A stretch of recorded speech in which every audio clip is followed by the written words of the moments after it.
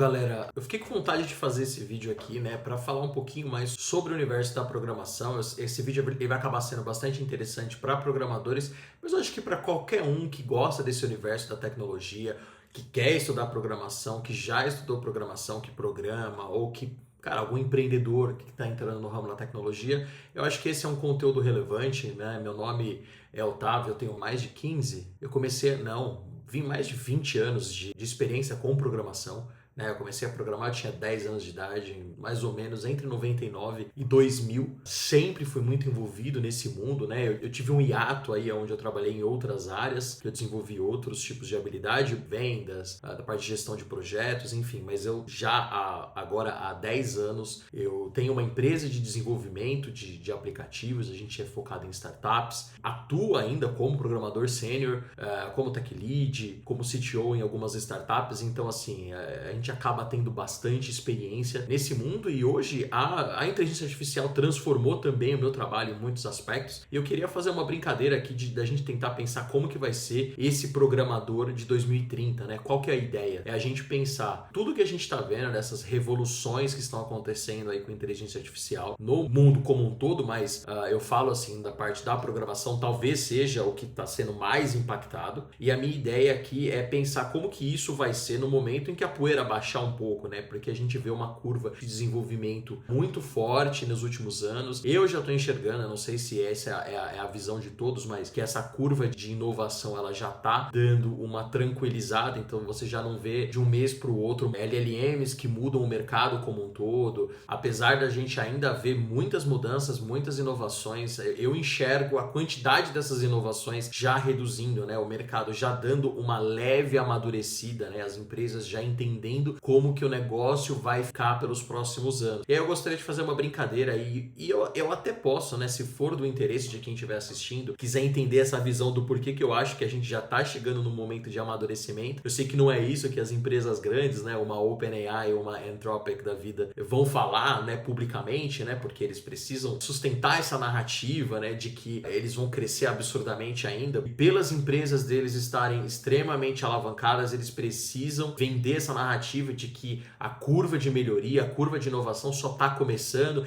e agora eles vão lançar um modelo de inteligência artificial que vai mudar o mundo e tal. A gente viu aí a questão do Fable recentemente, aí da Anthropic. E por outro lado também, a gente tem muita gente que ganha dinheiro vendendo o susto de que a IA vai acabar com o mercado, de que todo mundo vai perder o emprego, de que a gente chegou na Skynet do Exterminador do Futuro, que agora acabou o mundo. Se esse for um assunto que for do seu interesse, deixa um comentário, alguma coisa aí, alguma sinalização para que eu possa fazer um vídeo estendendo mais sobre esse assunto, do porquê que eu enxergo esse momento da IA um pouco diferente do que o mercado como um todo está enxergando, né? Do que as famosas Big Techs aí e todo mundo que acaba criando, os maiores criadores de conteúdo dessa área também estão falando, que eu vejo por aí, tá? O objetivo desse vídeo é outro, é para falar mais sobre como que eu enxergo que vai ser o universo da programação daqui ao que para mim já é a forma que é hoje, mas que eu acho que como ainda é um processo que muita gente está se atualizando, eu acho que quando o negócio amadurecer um pouquinho mais, vai ser a regra para o mercado. Assim, uma pergunta que se fazem muito, né, na internet e tal, a gente vê bastante gente falando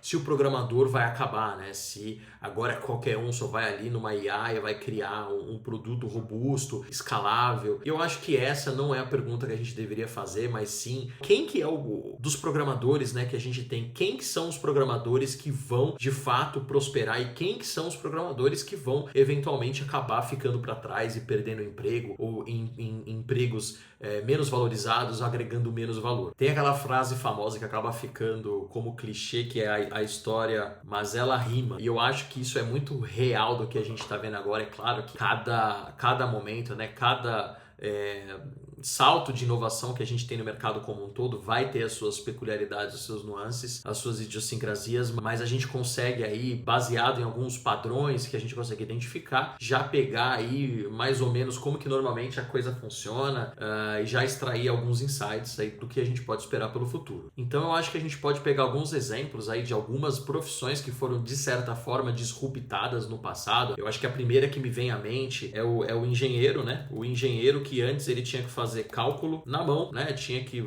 aprender a fazer 300 fórmulas e saber desenhar, e passava aí quanto tempo para não fazer isso, né? Quanto tempo útil de um engenheiro era fazendo esses cálculos, fazendo desenhos técnicos e tal. E quando a gente teve aí a revolução dos computadores, a gente viu aí muitos softwares que acabam ajudando muito, né? O AutoCAD para essa parte de desenhos, sei lá, Excel para fórmulas e planilhas, esse tipo de coisa. Então, assim, o engenheiro ele não perdeu o emprego, né? O trabalho dele mudou. Então, assim, a parte intelectual do trabalho dele passou a ser mais importante do que, de fato, aquela parte operacional de ficar fazendo conta. Até porque uma máquina vai ser muito melhor para fazer uma conta do que um ser humano. Então, assim, o engenheiro não desapareceu. As empresas de engenharia não pararam de contratar os engenheiros.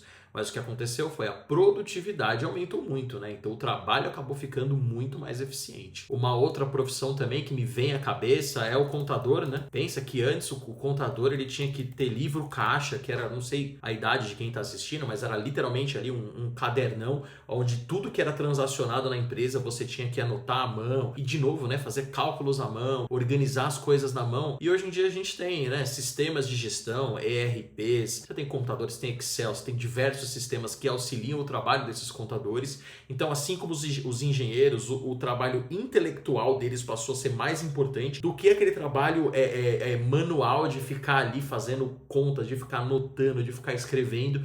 Então, de novo, né, assim como o engenheiro, o computador vai ser muito mais eficiente para fazer esse tipo de trabalho do que um ser humano, né? Eu penso também bastante, sei lá, no mercado financeiro, o cara que trabalhava comprando e vendendo ações ali, a gente vê às vezes em filme, o cara lá em Wall Street recebendo o telefonema, escreve no papel o quanto que o cara tá comprando, e aí, pô, tudo isso sendo feito manualmente. Hoje em dia a gente tem lá os home brokers, você tem ali toda a questão da compra e venda de ações digitalmente. De novo, você tem sistemas, você tem sites. O trabalho intelectual do cara que manjava de ações, vamos colocar dessa forma, né? De uma forma bem leiga. Esse trabalho, ele não reduziu. O que aconteceu foi, ele ganhou ferramentas para que a parte que ele fazia manual fosse substituída por uma máquina, ou seja, ele ganhasse mais produtividade, ganhasse mais eficiência no trabalho dele. A parte intelectual de, sei lá, saber escolher qual que é a ação correta, saber analisar, prever os padrões de preço, etc. Isso ficou ainda com o ser humano. Claro que a gente pode argumentar que existe também uma disrupção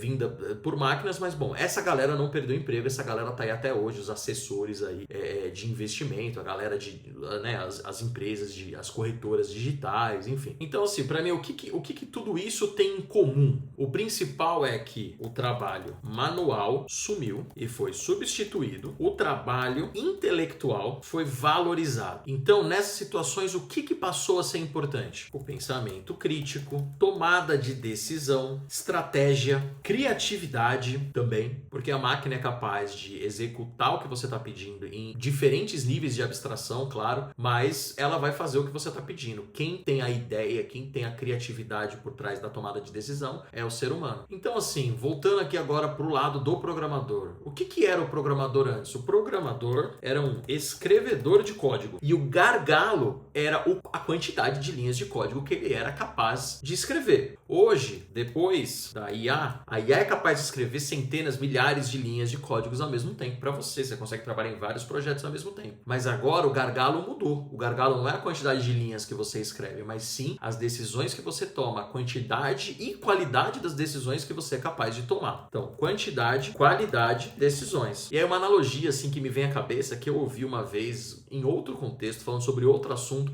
mas eu acho que acaba se aplicando bem para essa situação aqui, é a analogia do Uno versus o Porsche. Então vamos lá, de um lado você tem o Uno, do outro lado você tem a Porsche. Vamos lá, de um lado você tem o Uno. O Uno é um carrinho ali 1.0 simplesinho de, sei lá, 70 cavalos. A Porsche ali é um carro muito mais potente ali na casa dos seus 600 cavalos. Aí eu te pergunto, né, qual que é o melhor carro? A resposta óbvia pode parecer o Porsche, mas a verdade é que depende, né? Se você estiver indo na direção correta, se você está indo para o lugar correto, na direção correta, é melhor você ter o carro mais rápido possível. Mas se você está indo para a direção errada, eu preferia estar no Uno, porque é mais rápido de corrigir, voltar e corrigir a rota. Então, assim, eu acho que o programador antes, ele tinha acesso a um Uno e hoje em dia ele tem acesso a Porsche. Porsche. Ou seja, se ele estiver indo para o lugar errado, ele vai chegar no lugar errado muito mais rápido. Se ele não tiver a noção dos conceitos de arquitetura, de tomada de decisão, de systems design, se ele não souber validar um código da forma correta, ele vai chegar muito mais rápido no lugar errado.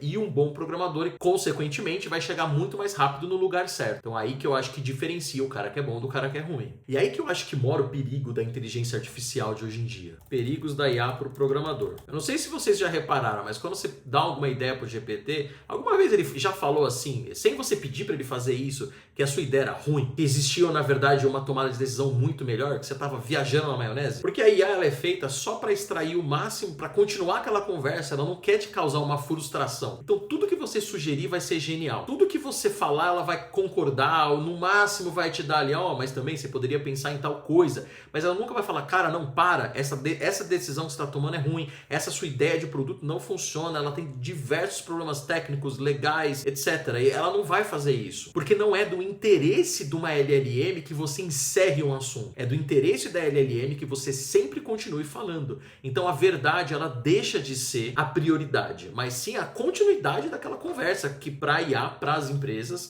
de inteligência artificial, o ideal é que você fique ad eterno ali conversando com elas, porque você vai gastar mais token, você vai gastar mais dinheiro, você aumenta o faturamento delas. Não é do interesse delas te causar uma frustração. E quando a gente está numa tomada de decisão e a gente quer uma ideia de alguém, uma opinião de alguém, a gente precisa desse feedback negativo também. Outra coisa é, se você não souber analisar o que está sendo produzido pela IA, você pode criar vulnerabilidades sem você perceber, você pode criar código ruim e se você não estiver analisando, aquilo vai para produção. Problemas de segurança, se você não analisar bem, você vai ter uma API que vai estar ali vulnerável, que se você não é um programador ali pelo menos pleno, você não vai ter ali a capacidade de olhar um código produzido pela IA, de um projeto que você está trabalhando e ver ali rapidamente, porque hoje em dia a gente não passa mais tanto tempo olhando o código produzido pela IA, mesmo que você esteja fazendo a coisa correta, que é analisar o que está sendo produzido pela IA, você não passa tanto tempo. Então assim, você precisa já de uma certa experiência para você bater o olho no negócio e enxergar uma potencial vulnerabilidade. E às vezes você acaba criando bastante débitos técnicos e problemas que você só vai conseguir ver quando de fato o teu negócio estiver começando a escalar, e a hora que você vai ver já vira aquele monstro que é horrível de você manter, ninguém consegue trabalhar naquele projeto e aí, você precisa jogar fora e construir um do zero. Ou dependendo, se for um problema de segurança, você pode ter, como eu já tive em projetos, tem um problema de segurança e teu cliente ou você mesmo acaba tendo ali um prejuízo financeiro, porque foi negligenciado a segurança de um projeto, porque ela foi produzida pela IA, a gente acaba confiando em tudo que a IA faz, então a falta do programador ali com aquele olhar técnico e crítico de segurança também acaba criando esse tipo de vulnerabilidade. Então assim, o que eu acho que o mercado de agora em diante já está valorizando e vai começar a valorizar cada vez mais: arquitetura, tomada de decisão, cara, multitasking.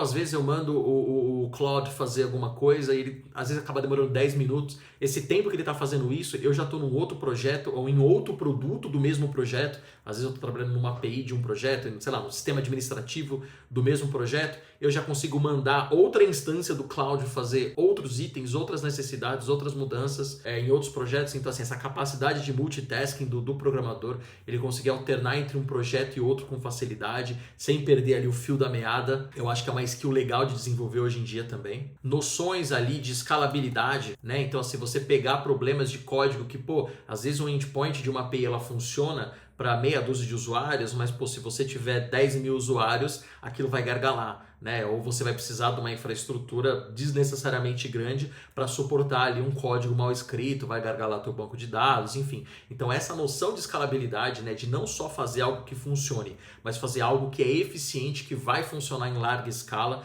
eu acho que isso é uma skill que vai ser e vai continuar sendo valorizada cada vez mais no mercado. Segurança, né, continua sendo algo que a gente vai sempre precisar, ou pelo menos nos próximos anos a gente vai precisar ainda de uma revisão de um olho humano ali na questão da segurança, né, porque a gente tem a nossa maldade do ser humano, que a gente é capaz de pegar, eu acho que a pensar como uma pessoa ruim. Quem é o programador que nunca brincou ali de ver se a API de um serviço que você está usando ali, ela está de fato realmente segura?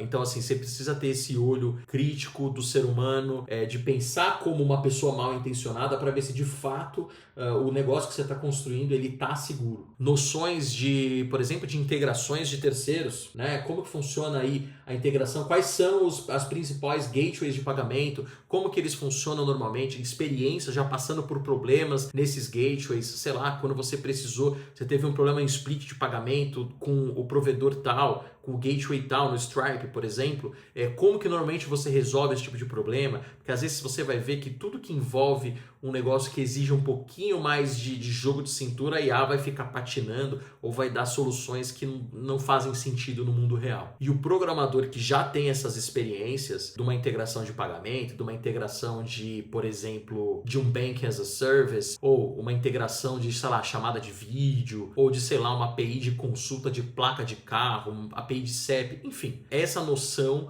das integrações, de como lidar com essas integrações, de falar com o fornecedor, de ir atrás de documentação, isso o ser humano ainda acaba fazendo melhor do que a IA. Claro que a IA consegue fazer muita coisa, mas no fim, quando dá um problema ali, quando precisa atrás de alguma solução, a gente ainda precisa de um programador experiente para analisar o que está acontecendo. Regras de negócio também, né? Você entender, olhar o produto como um todo. Eu falo muito isso às vezes aqui para a nossa equipe, que algo que diferencia muito um programador é quando ele é capaz de enxergar o produto como um dono daquilo, né? Você pensar naquilo como negócio, porque às vezes você está tão enfurnado ali naquela base de código que você só toma decisões pensando em código, você não toma decisão pensando no cliente, não toma decisão pensando em business, não toma decisão pensando em retorno, e às vezes o teu cliente está te dando sugestões, está pedindo coisas e você não entende porque você não tem essa visão. Então o programador que é capaz de olhar o projeto como um todo, de olhar o projeto como um negócio, ele é capaz de entender as regras de negócio também, as tomadas de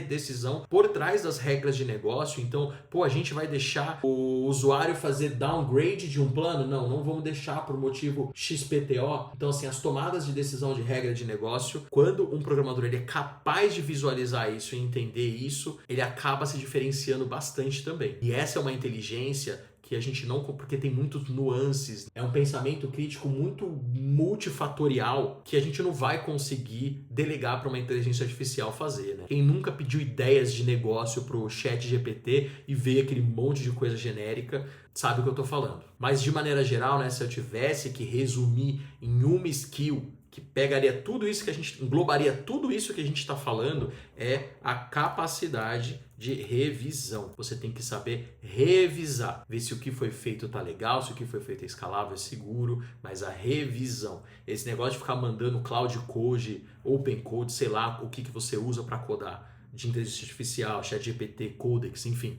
E o que ele produz, você só joga para produção, esquece isso aí. Isso aí é coisa de leigo. O programador que vai se destacar, ele revisa tudo. E ele passa bastante tempo, inclusive, revisando, passa bastante tempo escrevendo a documentação que ele vai fornecer de contexto para as inteligências artificiais. Então, assim, a ideia é, de maneira geral, né, para trazer um resumo final aqui para esse vídeo, é que o programador de 2030, ele vai passar menos tempo digitando o código e mais tempo tomando decisão, tá? Basicamente é isso. O programador, ele está passando por uma revolução muito parecida que o engenheiro passou, que nem eu falei lá atrás, que o contador passou. Então, assim, o nosso trabalho manual de ficar escrevendo código, ele está ficando obsoleto, né? A gente está achando um ator que é muito mais produtivo, muito mais eficiente, comete muito menos erro. O trabalho intelectual da tomada de decisão, da revisão, que acaba passando a ser mais importante. Então, assim, hoje a gente não é mais limitado, não tem mais o gargalo das linhas de código. Hoje tem o gargalo, capacidade de tomada de decisão, quantidade de projetos ao mesmo tempo que você consegue trabalhar, a velocidade, os frameworks mentais que você usa para revisar tudo que é produzido por esses agentes de inteligência artificial para trabalhar nos seus projetos, e a produtividade que você acaba tendo como consequência disso tudo, somado à qualidade do que está sendo produzido. Então, para mim, esse é o programador de 2030, que na verdade já é o programador de 2026. Assim, essa é a minha visão. Claro, existe a chance de eu estar 100% errado e semana que vem não existir mais a profissão de programador, mas enfim, essa é a minha visão. Eu imagino que ela seja um pouco diferente do que a gente acaba ouvindo por aí, mas enfim, espero que você tenha curtido esse vídeo. Comenta aí se você concorda ou não concorda, se inscreve aí no canal para ajudar a gente, se ficou legal o vídeo, e até a próxima.